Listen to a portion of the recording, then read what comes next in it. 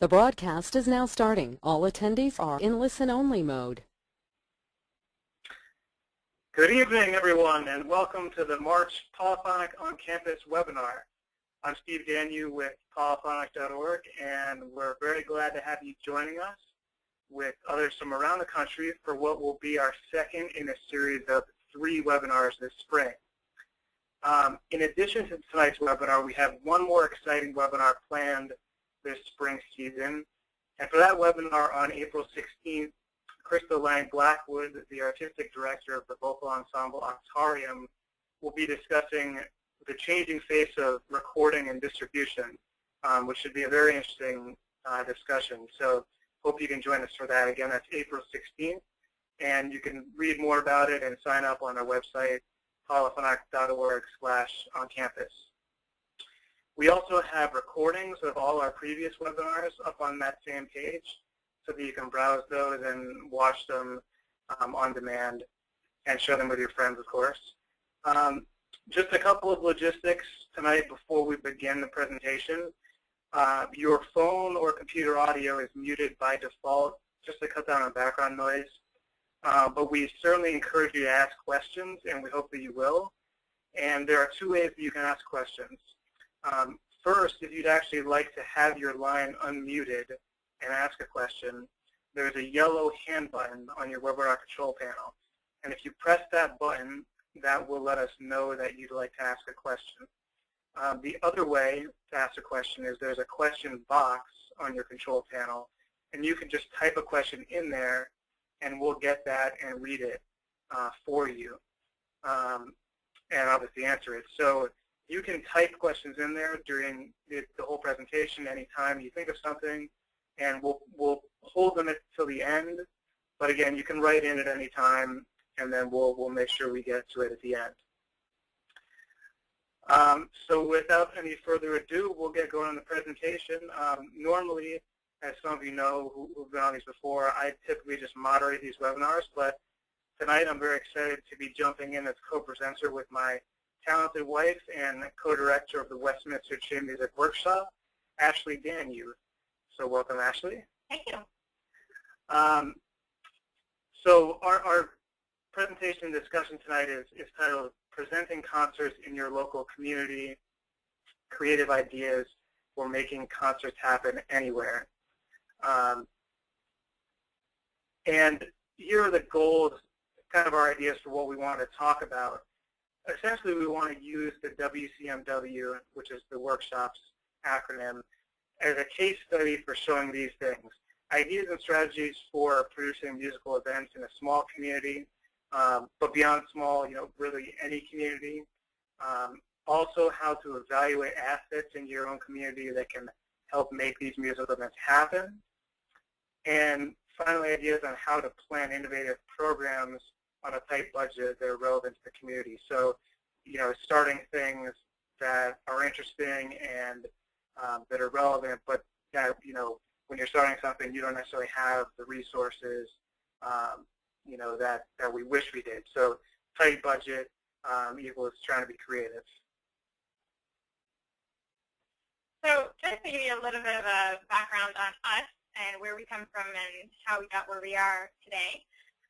Steve and I both finished our master's degrees in May of 2010, and from there we started thinking about what we wanted to do work-wise and where we might want to settle. And I found a small part-time church job listed in Westminster, Massachusetts, and for those of you who are not familiar with that, we're going to show you exactly where that is on the map in just a minute. But it's a small town, about 7,000 residents. And we thought it would be a great place to move and start up some musical things. We realized very quickly after moving here that there's not a lot of music that's performed right in town. There are things on either side of Westminster and the neighboring towns. Worcester's about half an hour south of us.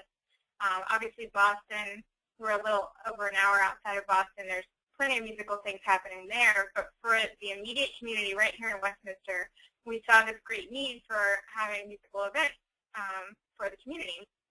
So we started asking ourselves, how can we bring music into this town? How would we get that funded? where would we hold these events? And the biggest question, would people come to anything that we might try to organize? So you're saying, where is this again? So if you see on the map here, the yellow star, this is Westminster, beautiful little small town, New England. And it's about 50 miles to Boston, which is on the coast over here, and about 210 miles down to New York City. So there are two major cities that are, fairly close. Obviously, Boston is about an hour away. But although those cities are close, it is still a small town.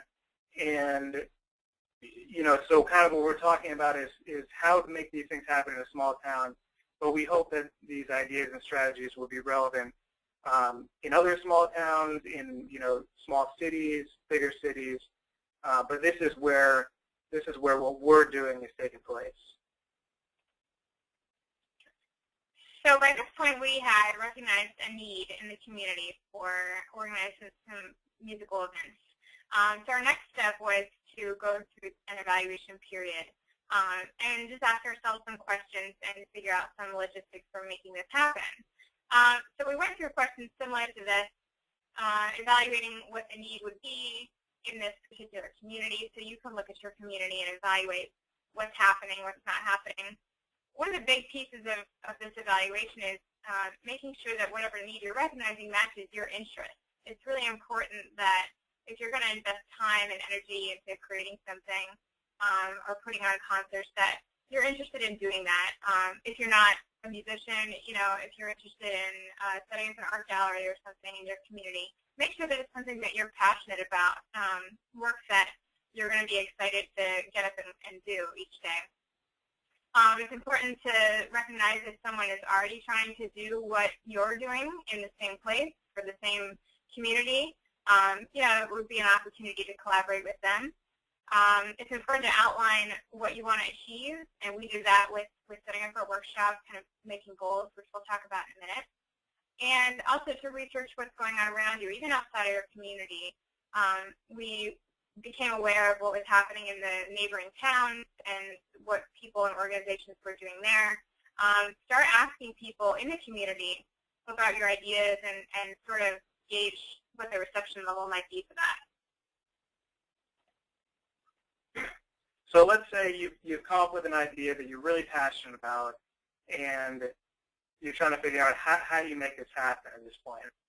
And so the process that we kind of went through, and that I think is one process you could use, is start by evaluating your assets. What is in your community?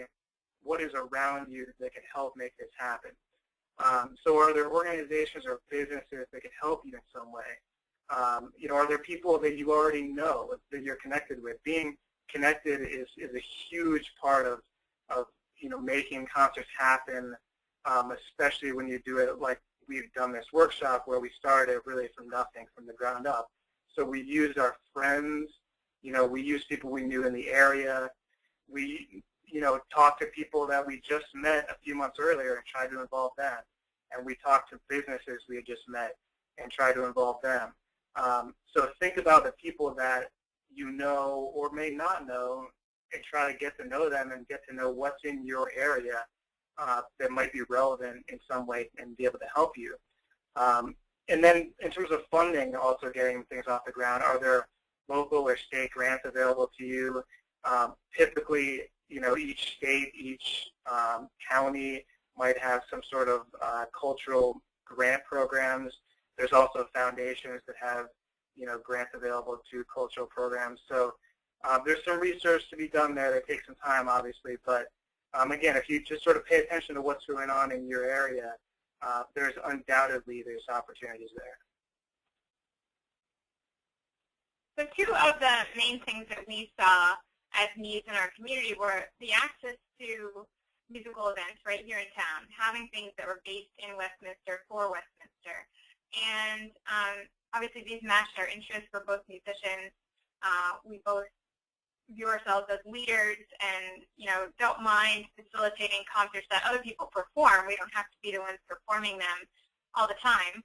The second piece of that was also a need for participatory opportunities for people in the community that sing or that play musical instruments that, would like the opportunity to collaborate with other people like themselves. During the year in our town, people are very committed and they're involved with school and with work and with there are a couple community choirs in the area that people participate in. And so we thought for our workshop, we'd try to target this for a more downtime of the year, which in our case is the summer months, when people have fewer commitments and fewer places to plug into those musical events that they have going on during the year. So like Steve said, we identified our assets, the things that could help us make this happen. We started looking into venue funding and ways to build up an audience for our first year. So I talked about this a little while ago, but our goals for the first year, we outlined this in the early stage of our planning. So we wanted to create an organization, a series of events that were free and that were open to everyone, community members of all ages. We wanted this very much to be intergenerational. We wanted there to be a performance component and an education component. Both of those things are very important to us as artists and as creative musicians. We wanted to do things in a sort of innovative way, not just a cookie-cutter model for music festivals that we've seen done elsewhere. We really wanted to tailor this to the people that we've gotten to know in Westminster and the kind of businesses that are here, and just have it be very community-centered and community-oriented. So again, we evaluated the assets, excuse me, that we could think about both in terms of connections we already had and connections that we could make locally, regionally. So these are some examples. In terms of the venues that we were looking into hosting events at, we came up with 3 venues, and they're listed here. And you're going to notice, the sort of connection between all of them is that they're likely a no-cost venue, which is the last thing it says there. So a theme that you're going to hear us talk about is trying to start up things that you can, get in-kind donations for or sponsored, so that it's not costing you money, and it's helping support what you're doing in some way. So the First Congregational Church of Westminster, Ashley is the director of music. So, she was connected there. It's a beautiful space, a great acoustic, and again, likely a no-cost venue. The town library, which is just down the street from the church, has a beautiful room that we were able to use. We thought a potentially different audience because, we could tap into, other things happening at the library, other events they do, people that might be more likely to go there to that venue, and again, likely no-cost venue. We were able to get, that for free. And finally, a local university, Fitchburg State University Recital Hall. Ashley teaches at the university, a beautiful space, beautiful Steinway piano. Again, a potentially different audience. We could have some of the students there, professors. This is in a neighboring town, so it's a few miles away. Again, it could be a different audience for us, more audience, which is all things that we want to incorporate, and hopefully a no-cost venue, which it turned out to be. Some other artist assets that we're evaluating. Artists. We thought about, okay, who's going to come in to present these events? So first we thought of our friends and who we might know in this area that could present an event. So we tapped our friends, and it worked out fantastic. We looked at local business involvement. How can we involve local businesses in a synergistic way? And one example here is a local hotel donated some rooms for our artists to stay. And in exchange for that, we gave them a full-page ad and really, tried to do as much as we could for them in terms of sponsorship and getting them exposure through our email marketing and our website. So it was a great synergistic relationship we developed with them. In terms of marketing, we evaluated, okay, we can use word of mouth through the church. That was going to be sort of our primary venue, so we had a congregation of people that could help us get the word out and tell their friends, and we could sort of count on a lot of them coming and being our foundational audience group. We also have a email newsletter in the town called the Westminster Vine. It went out to 3,000 residents each week, so that was a great marketing tool that we evaluated and were able to use. We also put out flyers, and we developed an email list that we would send out messages to regularly. So those are some of the marketing assets that we evaluated. And finally, funding. Like I said earlier, we were able to find cultural council grants through our state that are applicable for local programs. Actually, in Massachusetts, each town has their own small budget for town cultural programs. So we could apply to as many towns as we wanted to. We applied to several, saying that our programs were going to be beneficial for residents of their town. And we got some grant money through there, and also through a program at Pittsburgh State University that, again, we sort of just found out about and thought, this might work, so we'll give it a shot. And finally, we identified, possible business sponsors, again, thinking synergistically about how we could help those businesses and how they could help us. So in terms of evaluating these assets, it's really about synergies. Think about how what you're doing can benefit others and how they can help you. So here's a glimpse at our timeline.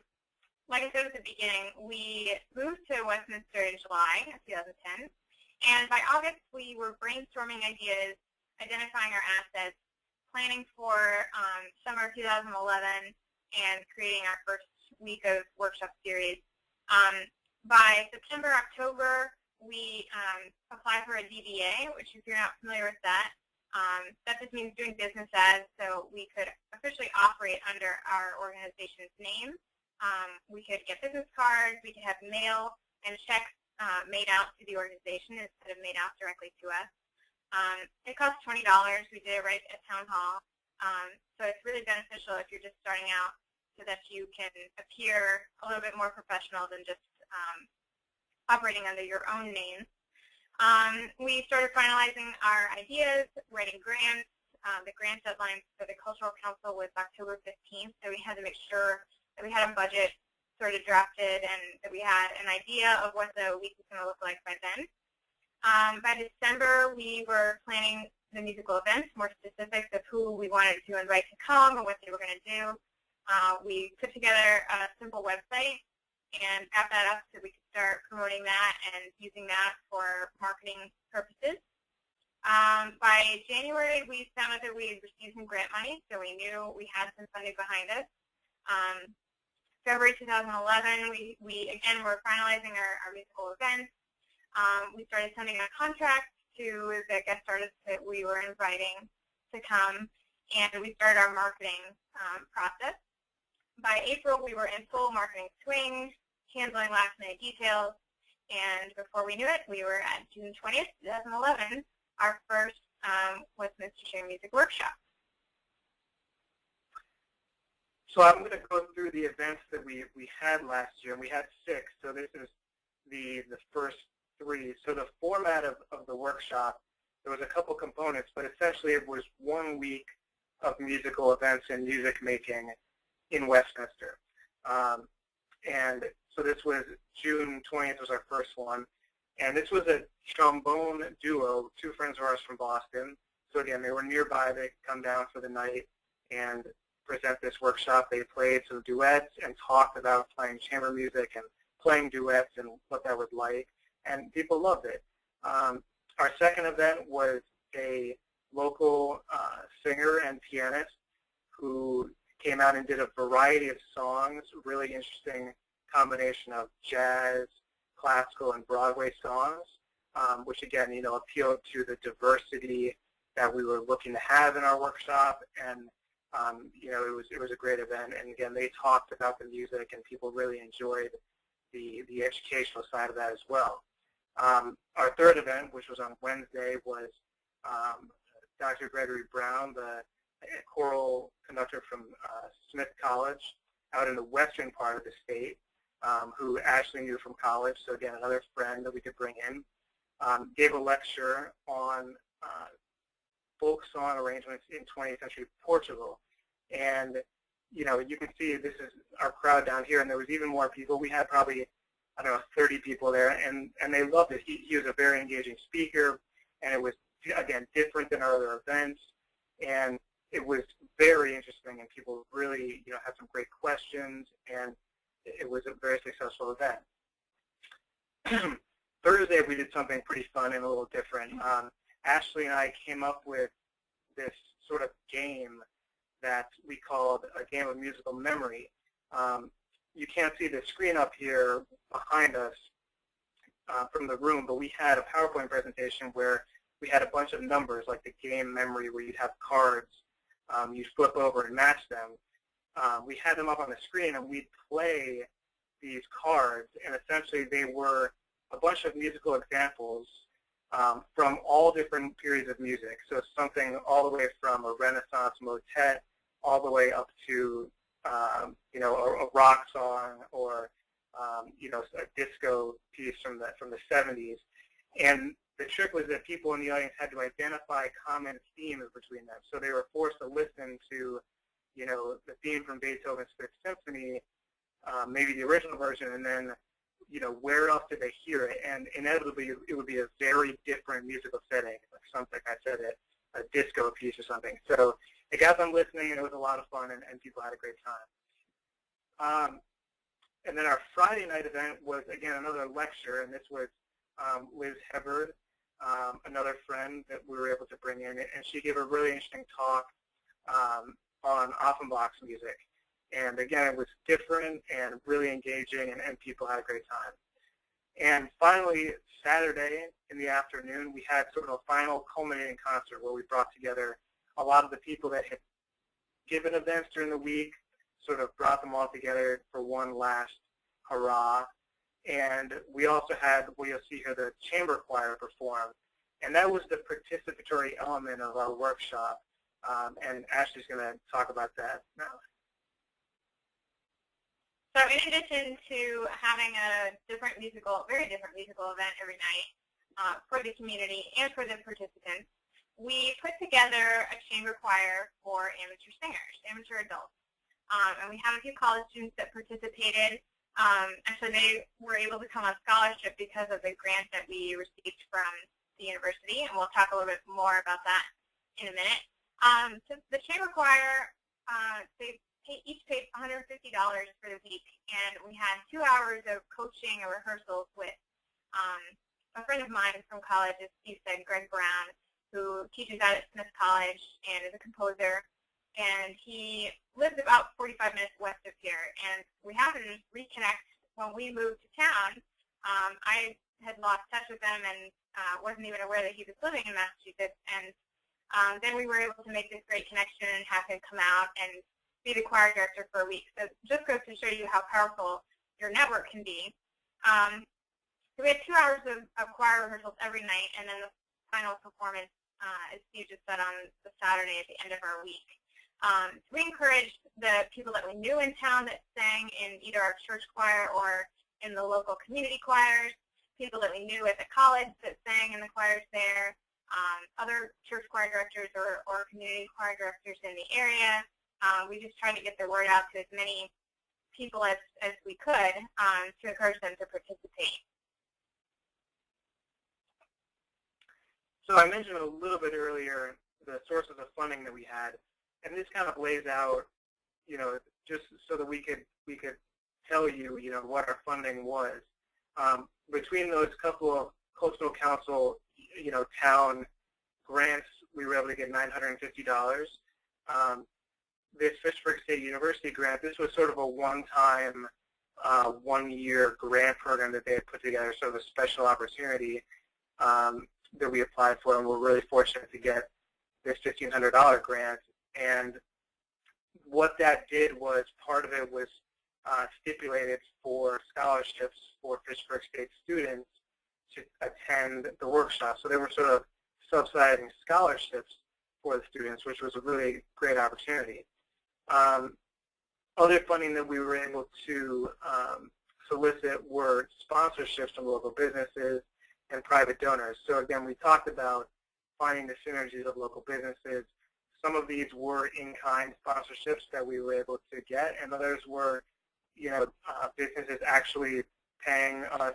We set up some fees for program book ads, and them actually paying, $30, $50, $100 for a advertisement in our program book. And the theory behind that was, our program book is going to be distributed to everyone every night at these events, so hopefully it reaches several hundred people, which it did, and get some good exposure for that business.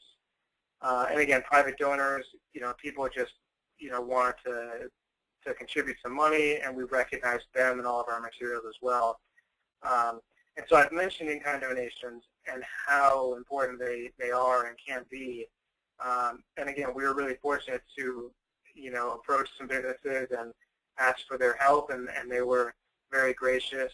Like I mentioned, the hotel room, the Wachusett Village Inn, they donated some rooms for us, and we also set up a block with them so that if people did want to come in from out of town, to see the events and stay over, we advertised on our website that they could, get a special rate with the hotel. So again, we tried to do things for them that would, send some business their way for, really helping us out. And also the venues, all our venues were free, and so they were in-kind donations that the venues, they liked what we were planning to do, completely free concerts open to everyone.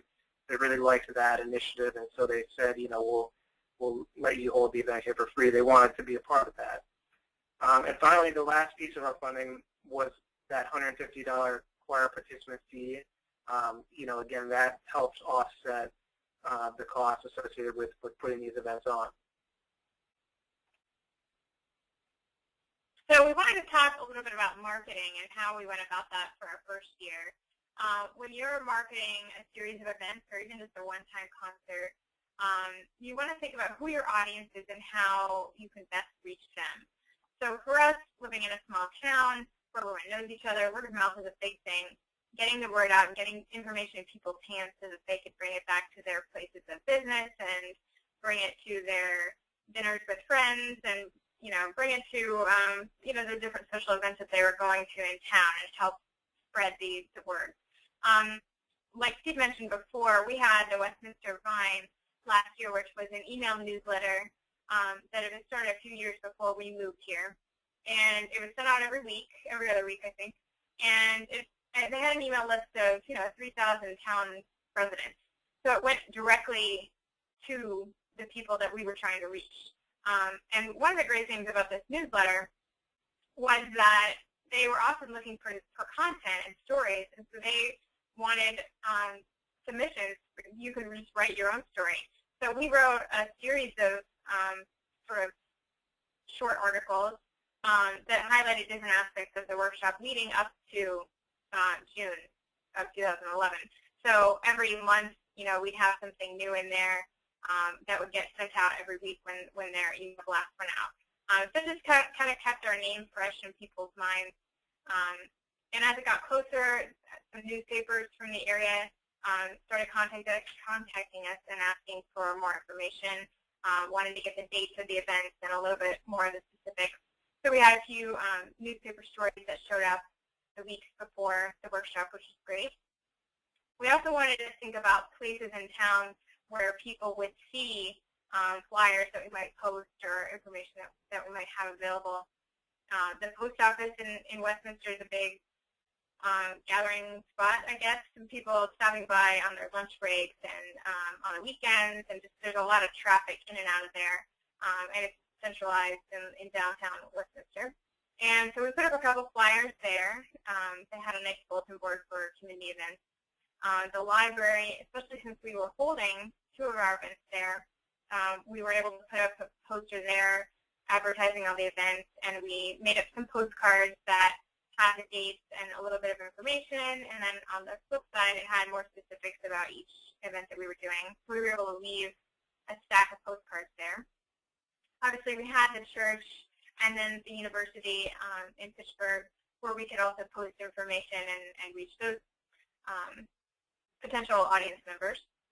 And email marketing was a big thing for us. We discovered MailChimp, which, if you haven't heard of it, it's a free email marketing tool, which was great for us because, again, no cost, and it let us put together our own email list and design our own email, which is great because we can include our logo, and we can customize every email that we send out with our colors and our fonts and make it look like our website, make it look like all of our print materials.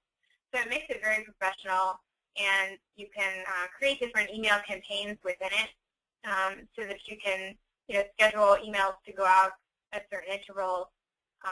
So we use this tool leading up to the workshop, again, to kind of keep our name present in people's minds and to share information with beyond the people that we knew and more with the greater community, people that are involved with community choirs and other music organizations that might be interested. Facebook was another piece of our marketing. We created a Facebook page for the workshop, and we use this as a good tool to connect with other Facebook groups and pages that we knew of. So there are organizations and businesses in town that we were able to connect with via Facebook and share information that way and connect with their readers and fans as well. So that was really valuable for us. So another important piece of doing something like this is documenting, because especially the first year, you're going to people and you're saying, I want to, try this, can you help me? Can we apply for these grants and everything? And, oftentimes you don't have much to show for it besides, here's my idea. But the second time around, if you document properly the first time, you're going to have a lot of great stuff to show. And of course, the second, the third, the fourth, the fifth, it's only going to get better. But the first time, obviously, it's really going to help you for approaching people the second time around. So keep great records of everything. Financially, keep everything very organized. We use spreadsheets galore to keep things tracked. And, in terms of keeping your costs and your income and just keeping it organized, keeping your receipts. And then capturing as much as you can, because, again, for grants and for promotion, you're going to want, pictures of everything. You're going to want to save as many materials as you can, flyers, program books, and everything. You may think, oh, we're not going to need these, but you will, so just hold on to them. And then if you can, video is a fantastic resource today. We bought a flip camera, which is a HD quality camera that'll last up to 2 hours at a time for $125. And our intention was to video all the events, which we did. And then what we would do is each day of the workshop, we would sort of like take a 3-minute clip and then put a little intro. Ashley and I would sit down and do a little introductory video and say, here's what happened today. And we put up on our website, and let people know that it was there, so that we could just kind of keep, for people that didn't come, they could get a little taste of it and then think, oh, we should really go to this next one. This looks really interesting. So just providing a way to just keep connecting with these people, and especially visually. Video is so powerful today that if you can, video is definitely a great resource and a great way of documenting what you're doing. And finally, we circulated surveys at each event to get feedback from audience members and the participants, the choir members. And this was crucial because it allowed us to really get to know what people's reactions were to our ideas. This was the first time we were doing this, and we thought, okay, we have some interesting, some fun, some cool ideas, but we're just trying this out. How do people feel about it? What's their reaction? And we got some great feedback, and it allowed us to really start to hone in how we can make this better, because that's ultimately the goal, is we want to make these events the best we possibly can for this community. And that was at the outset what we wanted to do, make it free and make it great. And so getting feedback from everyone that was there is going to help us do that. So we started this whole process as an evaluation period, and right after the first workshop ended, we went into another evaluation period, and that's what can we learn from this experience, and how can we do things differently next year. So one important thing when you're just starting out and you try something new that you haven't done before in a new place, in a new community, be open to changing your ideas, listening to that feedback. It was really important to us to know how the community was responding to each of our events. Which events did they really like? What suggestions did they have for improving on it in the future? What kind of things would they like to see? So a couple things that we took away from our first year. We realized that our events might be too late in the evening for some of our potential audience members. We had everything scheduled at 8 because we had a choir rehearsing before that, and we didn't want to back that up too early because of people getting out of work and needing to eat dinner and things like that. But we realized that 8 o'clock might be a little late for having an event every night. We also thought that maybe it might be helpful in this next year to spread out our events. Instead of grouping everything into 1 week and go, there's something every night, what if we spread them out over a longer period of time and maybe drew in more audience members. If someone was out of town, say, for that given week, they would have missed the whole thing. Whereas if we spread it out over 2 weeks, 3 weeks, 4 weeks, we'd have a better chance of including more people. We realized that the choir component was tricky to plan and tough to organize at times, and maybe there was an alternative to how we could incorporate that participatory element into what we wanted to do this year. We realized that summer is a great time to catch people because they have fewer commitments, but also they have fewer commitments, which means they're not as willing to commit to be a part of something. They wanted to take a break. A lot of people leave town for the summer in our community, take extended vacations, especially when school is out. It's really hard to incorporate people into, include them in coming to something, I guess. It's hard to hold a concert and have people come out for that. So maybe June is a little too late in the year to catch people in our community because of the schedules that they keep. We also thought that maybe the venues were too spread out, even though 2 of our venues were just right down the street from each other, the third venue being in a different town, even though it's just 15 minutes down the road. Perhaps it was confusing to have our events bouncing back and forth between venues every night. So perhaps it would be better in this coming year to centralize everything into one location. So in planning for our second year, we are planning 4 larger events, 4 bigger concerts, and we're spreading them out over the entire month of May. So there will be an evening event every weekend, Saturday night at 7 instead of at 8.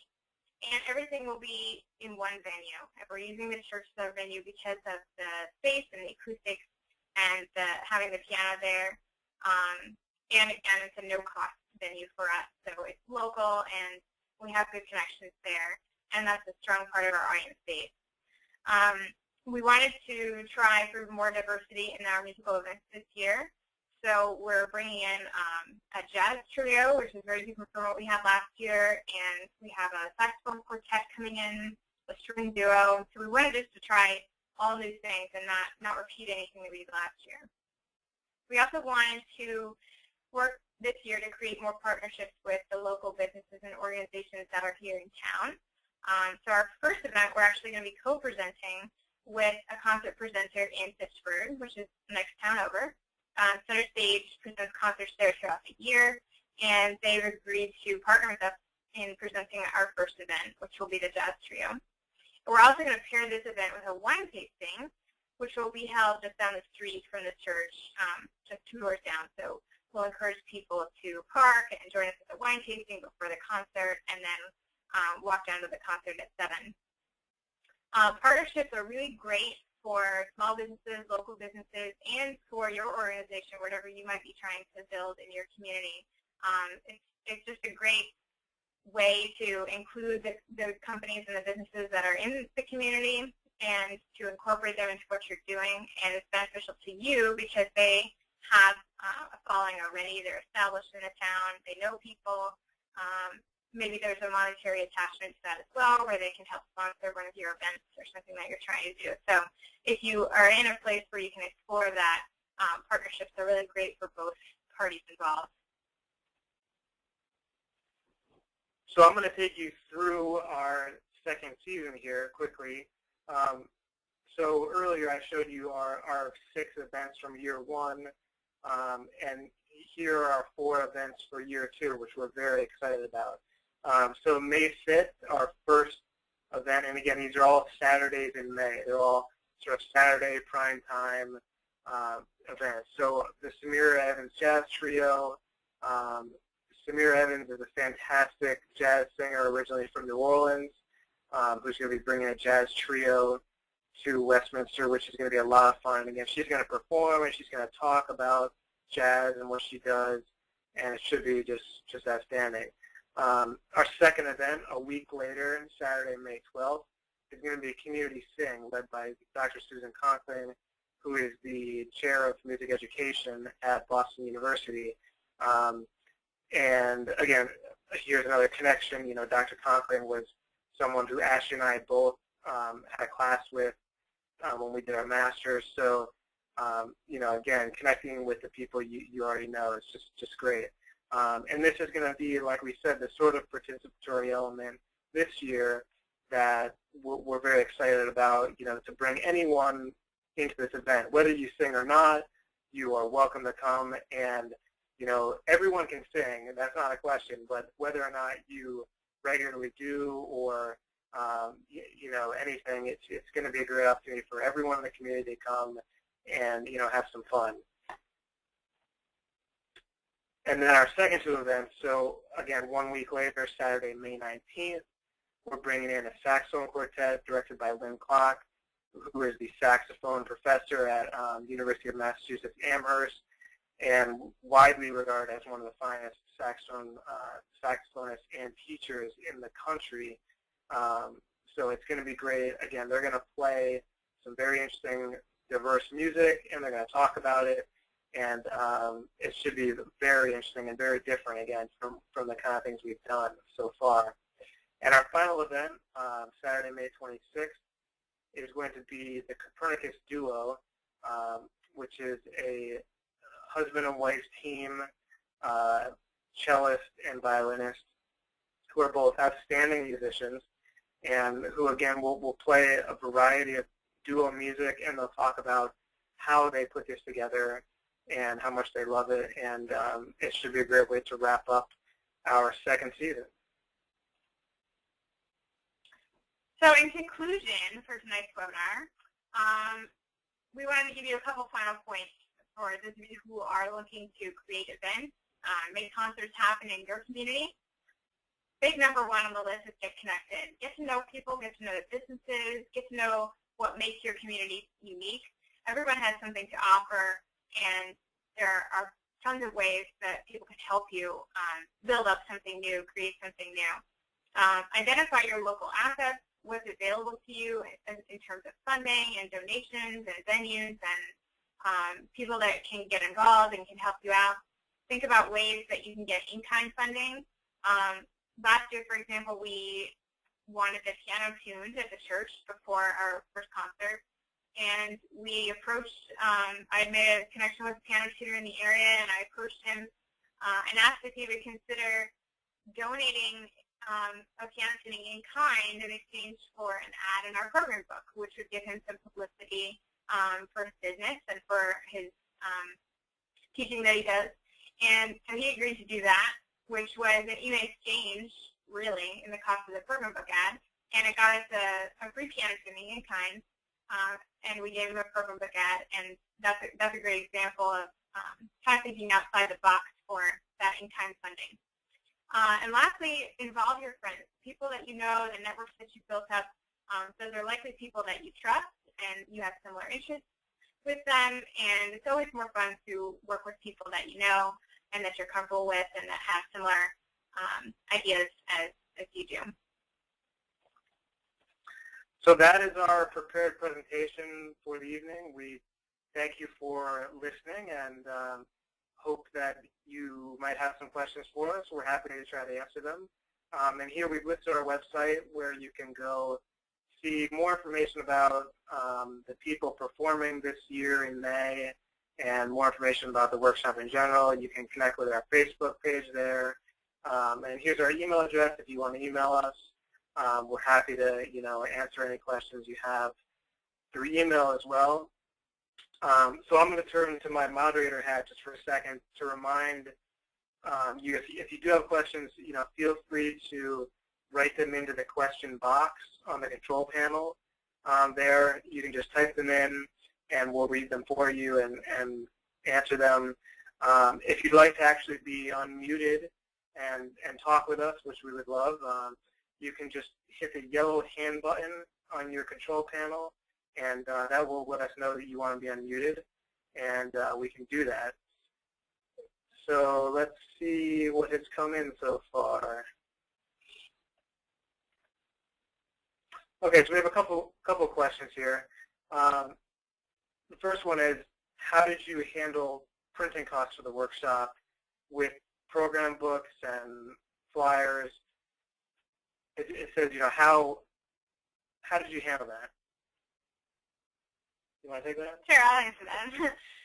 That was actually a really great thing for us last year. We had this grant from Pittsburgh State that, again, like Steve mentioned, was sort of a one-time opportunity for us that came up at the last minute at the end of the fall semester last year. And I was able to apply for it, co-writing it with a full-time faculty member since I'm only part-time. And part of that money was allocated for student scholarships, as we mentioned before, the Chamber Park participants. But we also were able to use the university's printing services, which was really great because we got all of our materials printed there as part of that scholarship money, and everything was really low cost but really high quality. We got our program books printed there.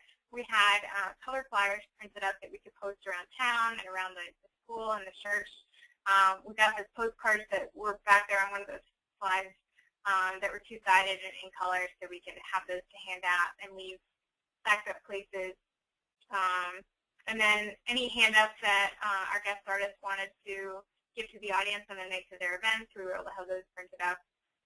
We had surveys printed, so we were able to print up anything that we wanted, which is probably more than I anticipate we'll print this year. But it was really great to have access to that. And again, that was part of that grant from the university.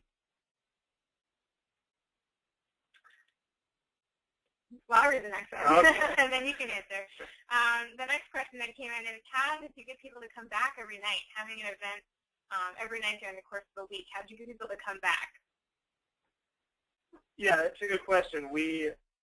I mentioned, the video blog post that we did, and how we sort of spliced together a little bit of us talking, a little commentary about the events, along with an actual clip of that day's event. So that was one way that we sort of reached out to people each day and reminded them, hey, we did this cool thing today, and don't forget, tomorrow we have this other interesting event. So that was one way we were able to remind people about what was going on. We also sent out daily emails. So this year, obviously, because the events are spread out, we won't necessarily do it that way, but we'll probably send out an email, the day before each of those events. Again, and it may be a personal email that we write to people, or in addition to the blast email that goes out to our email list, which again just reminds people, hey, don't forget, we have this event, at 7 p.m. and here, this is what it is, and this is where it is. So, I think there's a balance. You don't want to spam people. You don't want to overdo it, but just doing it in a way that's helpful and honest, and just we're not trying to get anything from them. These are free events. We're just, we want to make sure people remember that they're going on and that they can come. So we did emails often. We did the video blogs. And then we did Facebook. So we had, the events listed there, and we had reminders, and, we would post stuff, again, every day, reminding people via Facebook. So I think those were our 3 ways of really, reaching people. Okay, looks like our next question that's come in is,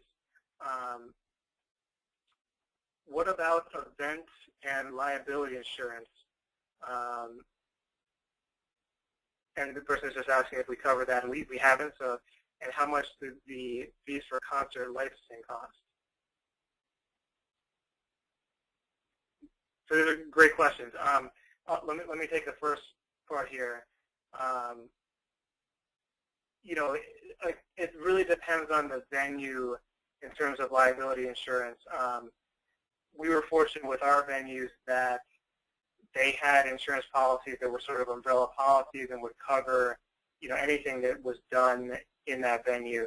Sometimes when you have an event at a particular venue, you have to sign a contract with them, and there's an insurance clause in there, and you might have to pay some kind of fee for it. But in our case, it was provided, and our event was covered underneath that. So that was really a nice benefit.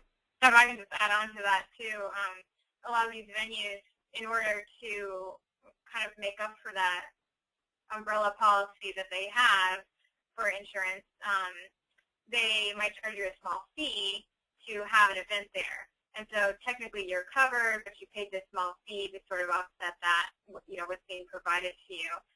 In our cases, the church's umbrella policy and the library and then the university, they waived those fees for us. The fee actually for the university was built into the grant that we received, because we had to pay custodians to come in and move the piano out and tune the piano, and all that was built into the grant that we had from them.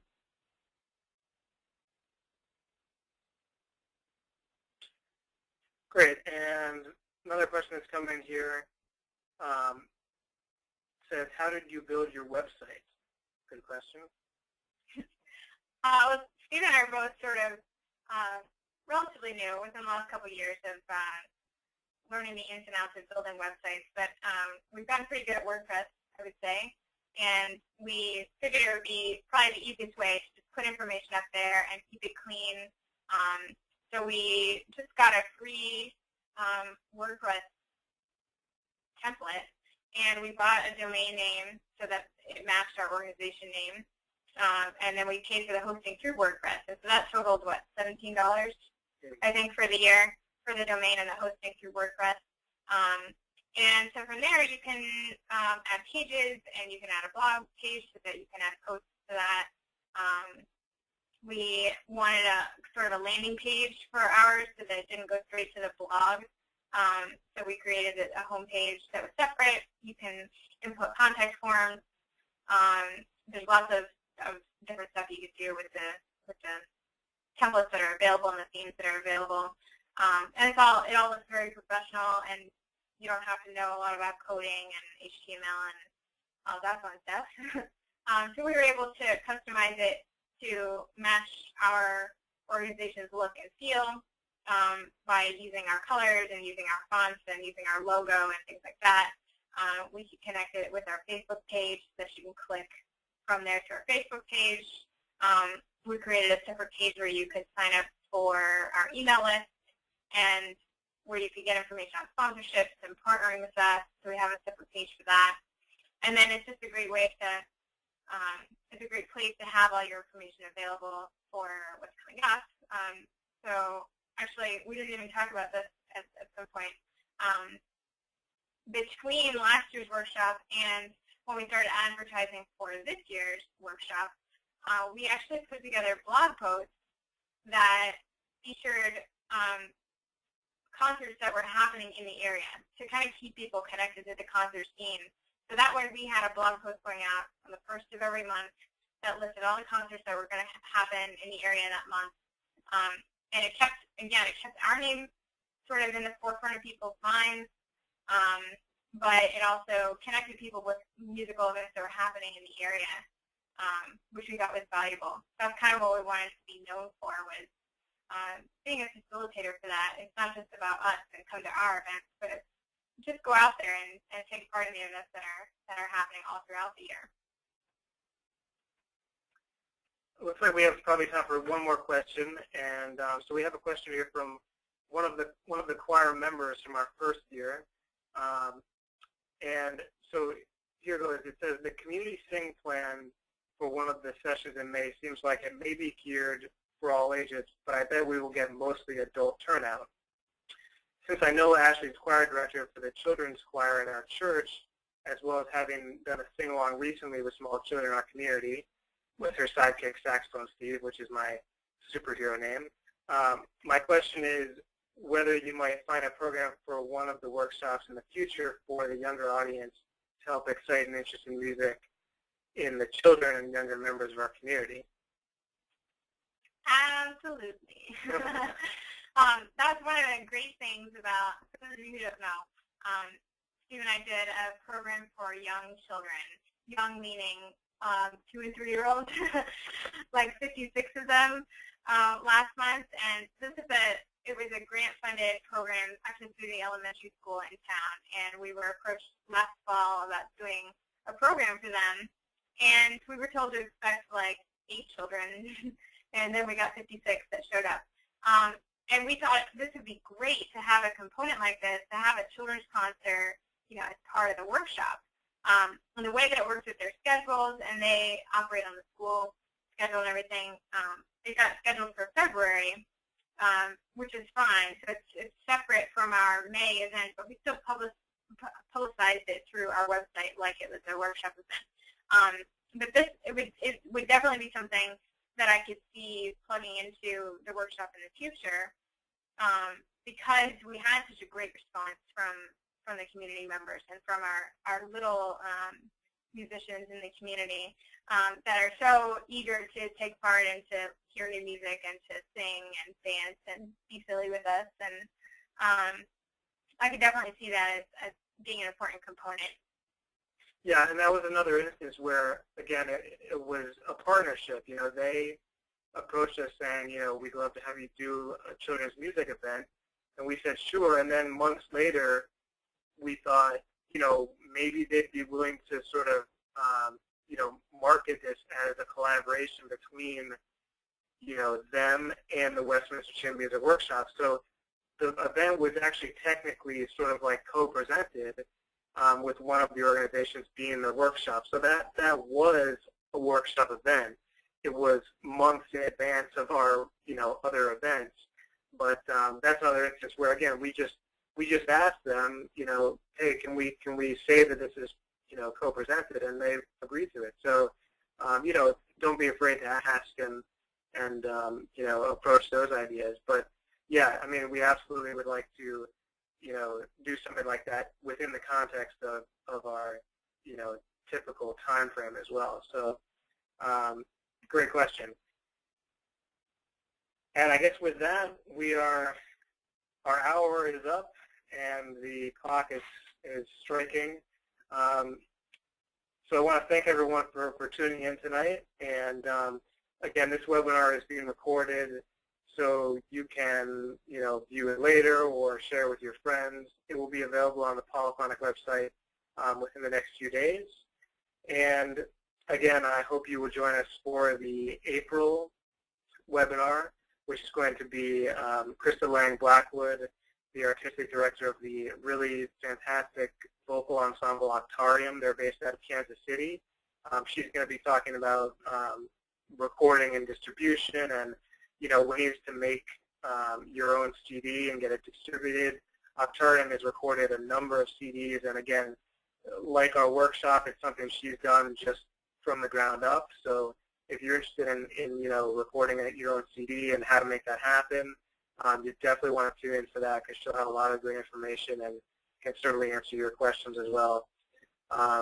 So again, thanks for tuning in, and we'll look forward to seeing you in a few weeks. Have a good night, everybody.